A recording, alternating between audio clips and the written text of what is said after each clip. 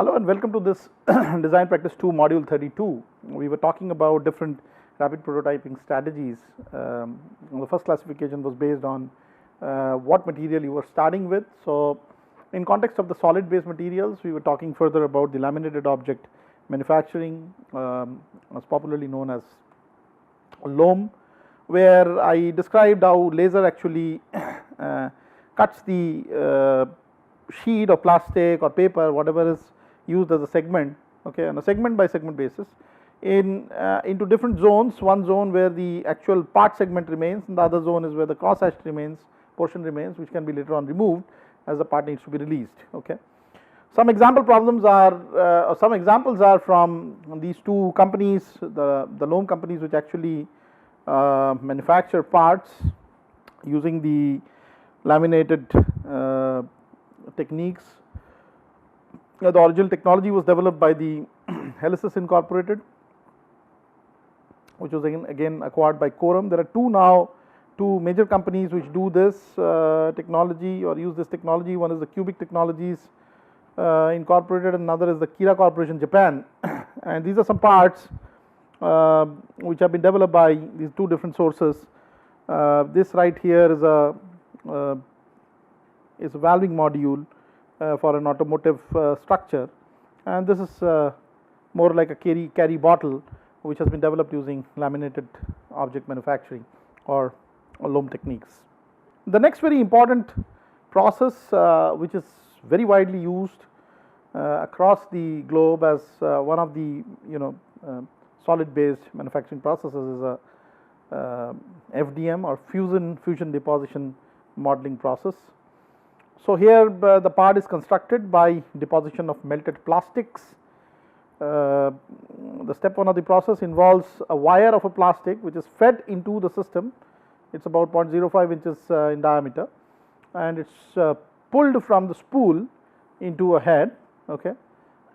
These are different wire spools. There are two different spools from which wire is being fed. One which actually corresponds to the whole part material, the other which is for the support material. They may be same or different polymers. Okay. The program is such that the support material would always be printed in a less dense manner in comparison to the part material, so that the separation becomes easier. And also there is an optimization package which can be worked out in CAD, so that the exact supporting systems which would be needed, or supporting legs which would be needed to create or construct this part in free space, okay, can be to the minimum possible extent, so that the part, when it is recovered, the legs can be taken off, okay, and this way you can have a solid part being pulled off. So, in step 2, the plastic is melted through an extruder.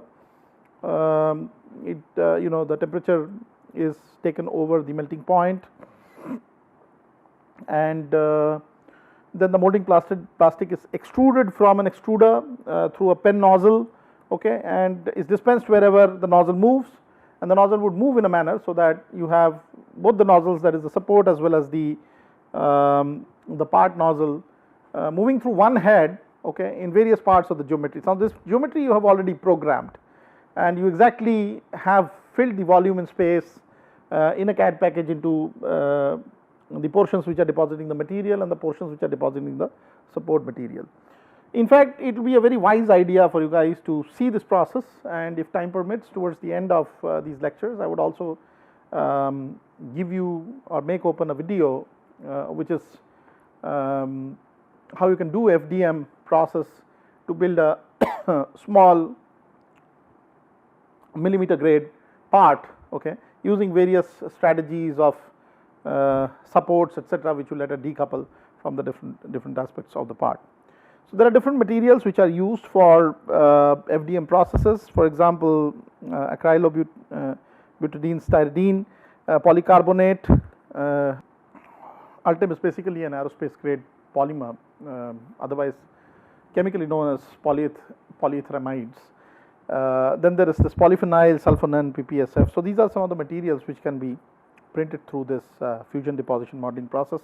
If I looked at very closely how this part is being shaped, you can see the support material right here in blue and the base material for the part, which otherwise could not have been created in 3D space had the support not existed. Okay, so the support is something that is very less in density, in printing density. It's just like legs for a structure so that it can stabilize while the build up is happening. So this is all a part of the package which comes with the FDM tool through which you can actually design supports in an optimized manner, losing as less parts as possible. So generally the FDM process is quite instrumental in printing these days many complex structures, any geometries.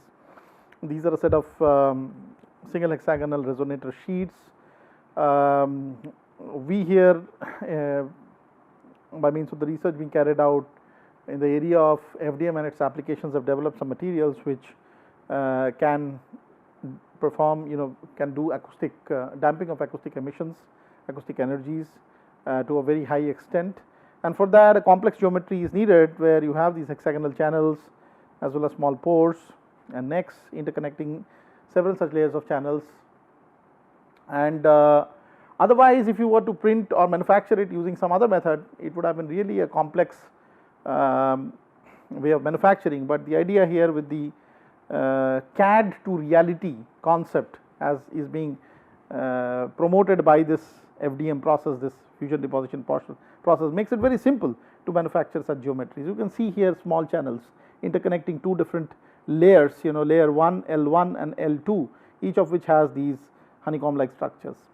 So such a kind of a three-dimensional complex shape getting printed through normal process or normal machining is next to impossible, and it can happen only while you are building things additively. So basically the three steps are 3D drawing of both types of structures using SolidWorks software, converting the drawing files into STL formats, and printing of the samples using the technique that I have illustrated before. There are many FDM companies. One of the major companies across the world is Stratasys, which has a patented technology for this FDM. Okay, these are some examples. There is a gear assembly being printed using the polymers. Okay, used in toy design using different colors. And then there is this monkey sink foil designed by Pro Carlo Sequim UC Berkeley.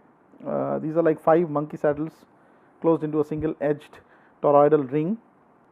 Extremely complex geometry, which if not realized may not be so easily able to get visualized mentally. And so therefore in such kind of structures, just before building the structure out, it is probably a wise idea to have some kind of a smaller scale prototype in place, for which 3D printing is 3D printing or rapid prototyping is the way to go. So there are various applications of rapid prototyping. There are applications in design, particularly part design. It can also be applied to engineering analysis and planning sometimes, and then it can do a substantial design intervention in defining or designing or manufacturing tooling, as well as other manufactured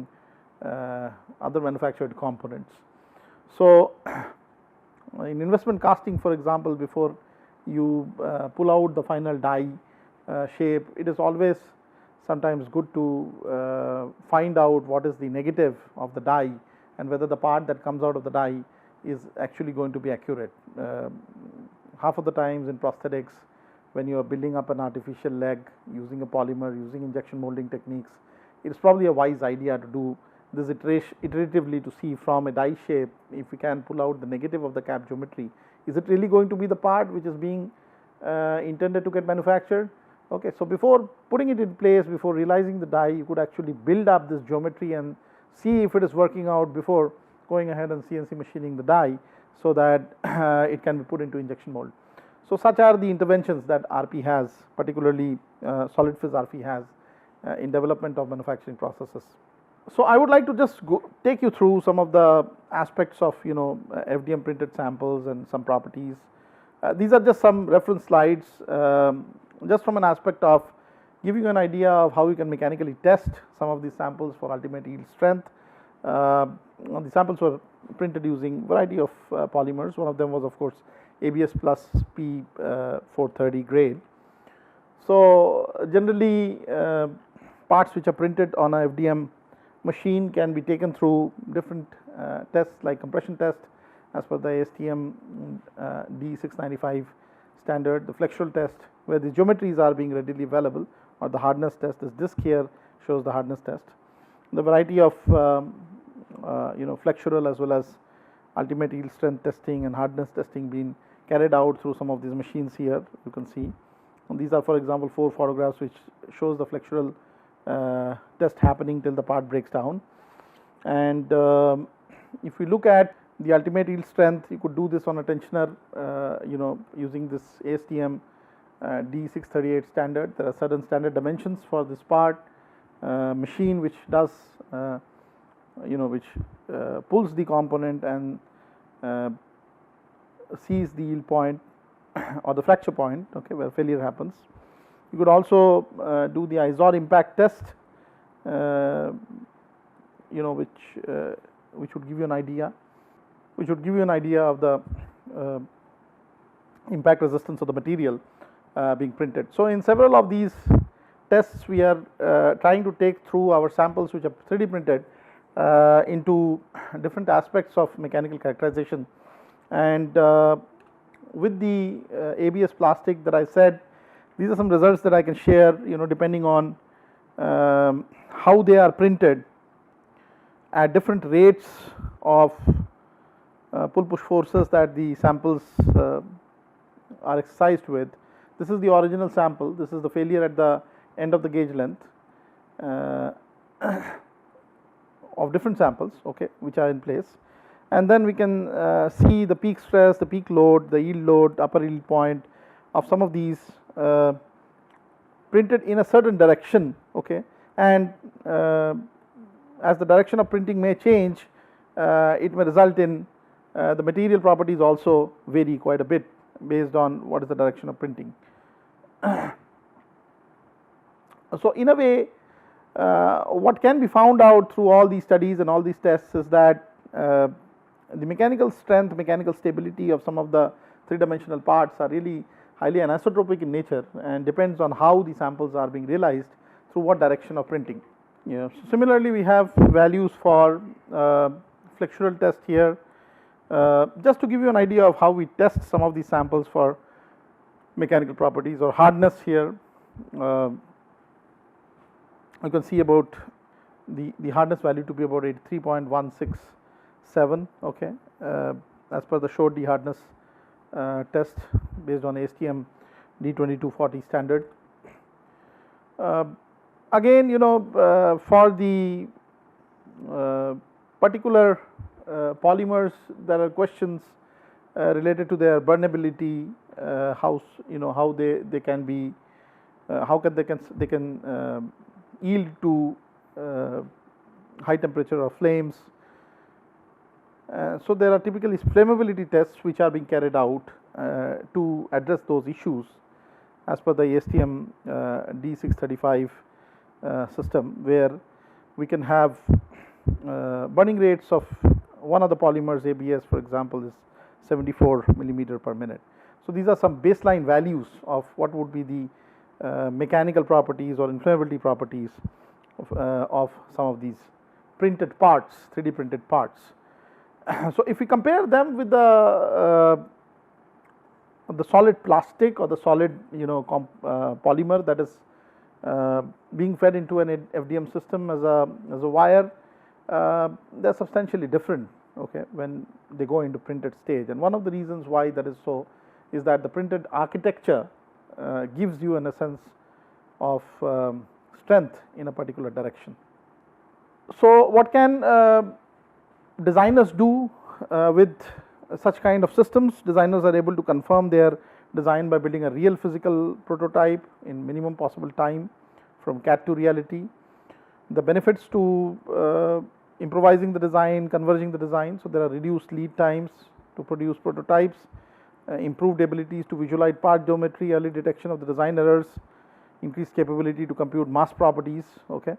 I think I showed you some illustration of how mechanical properties are being gauged in comparison to such parts. There are certain problems as well with such rapid prototyping techniques, particularly the FDM process techniques. So one of them is part accuracy. Obviously, when we talk about zooming close to a part, you'll always find a staircase type orientation, and you can see differences between the layers. There is no reflow mechanism between layer 1 and layer 2. For example, if you have printed something in layer 1 and then another in real 2, these are like pyramidal in nature. Okay, so the staircase orientation actually comes up as the FDM process goes up. Had there been a reflow option where they would have slightly leveled off, it would really have changed quite a bit of surface properties, okay, associated with rapid prototyping. And also there are certain shrinkage and distortions of rapid prototype parts. Obviously there is a very limited variety of the input material, and mechanical performance of the parts are limited by the materials themselves. You saw some of the materials, and if we compare that with, for example, metal, there is no comparison. And in engineering parts where we need more of mechanical endurance, sometimes rapid prototyping or FDM processes particularly may not be a very good option. So load bearing parts are typically, it is preferred that you make it out of metal and not polymer in most of these systems. So let us now get into the third variety of the RP systems, which are based on powder based or powder beds, and this process is very well known as SLS, or selected laser sintering, where there is granular material present in a bed, and you basically heat treating the material in a manner so that the granules combine to each other through a melting, binding kind of a process, and this way you are building layer by layer architecture for an overall 3-dimensional geometry. So one of these are selective laser sintering. Then there is another very important process which is also known as 3-dimensional printing. Both of them are powder based processes, and a lot of industry is actually increasingly looking into metal 3D printing, where they take both the SLS and the 3-dimensional printing processes through metallic granules. What is the basic nature of the process? You have a moving laser beam with sinters, heat fusible powders. Powders could be metal powders, or powders even could be polymer powders. Okay, so but they have to be heat fusible, and so you are trying to fuse them in areas which are corresponding to the CAD geometry splice model, and building one layer at a time to build the solid part in a powder bed. So every time there is a part being constructed, you can think of that the remaining powder which is left over is removed, and a new layer of powder being sprayed, so that that powder can now get freezed, so that the next layer can come up. Okay, so after each layer is completed, a new layer of loose powder is spread across the surface, which is again laser treated or heat fused, so that it becomes a part, one additional layer to the layer that was ending the part below. And this way, layer by layer, the powders are gradually bonded by laser beam, and they formulate into a solid mass that form a 3D part geometry. The areas in areas not sintered, the powders are loose. They can be poured completely because the laser didn't focus on them, and so you can reuse some of these powders for the spreading process.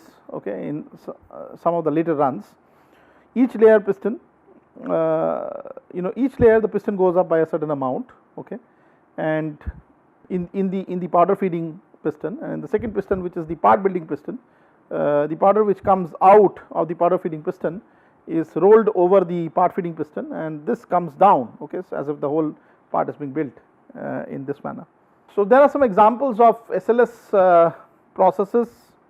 Initially it was commercialized by Professor Carl Deckard of UT Austin, marketed by DTM Corporation, acquired by 3D Systems again, and these are some plastic parts printed using SLS processes or even metal molds for injection molded parts.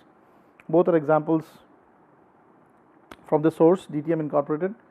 They have been currently acquired by 3D Systems in US, Munich, and they form one of the frontline technologies in terms of manufacturing. let us look at the second aspect of powder based printing, which is also known as the three dimensional printing. Here the part is built layer by layer using an inject printer to eject adhesive bonding material onto successful layer of powders. So, here you are not heat curing, but here you are applying some kind of adhesive which joins the powder together. Okay. So, the only difference between SLS and this process is that although both of them have input material as powders, in one case they are heat cured or heat treated, in another case they are bonded together through adhesives, so or binder. So, the binder is deposited in areas which are corresponding to the cross section of parts as determined by slicing the CAD geometric model into layers, and the binder holds the powder together to form the solid part, while the unbonded powder remains loose to be removed later. So, wherever there is a binder which comes in place, the powders would the powder would, or the granules of the powder would get bonded to each other firmly. And to further strengthen the part, a sintering step can be applied to bond the individual powders in place. So, this is how it would look like. You have a powder layer deposited, okay, and then there is an inkjet printing head which dispenses the binder material in certain zones, and wherever the binder material is being displaced, they are solidified. So, this part, for example, has been solidified. This is in the process of getting solidified. Here again the binder would be disposed, so this part gets solidified. The remaining is again powder form, can be brushed off or brushed aside, and you can generate this whole bound powder form of part, okay, in place. So, 1 is powder layer deposited, 2 inkjet printing of areas that will become parts, 3 piston is lowered for the next layer, and in this process in 4th layer the powder is taken off and the part is retrieved. Okay. So, that is how 3-dimensional printing is carried out. So, these are some companies with 3D printing options. Z Corporation, for example, you can see an engine manifold for GM racing car, cast after direct shell production casting, or VAS here which has been built through this 3D printing process. Soligen, for example, is another company which works in this area. So, that is how all this rapid prototyping is across is practiced across the different design and manufacturing industries. So, I would like to end this particular lecture here. In the next module probably we will look up into aspects of rapid tooling, and we will also try to quickly get into the next domain, which is about some linkages, some mechanisms, which is again an essential part of this course, and aspects related to part strengths or structural stiffness or stability. So, as of now I am closing this module. Thank you very much.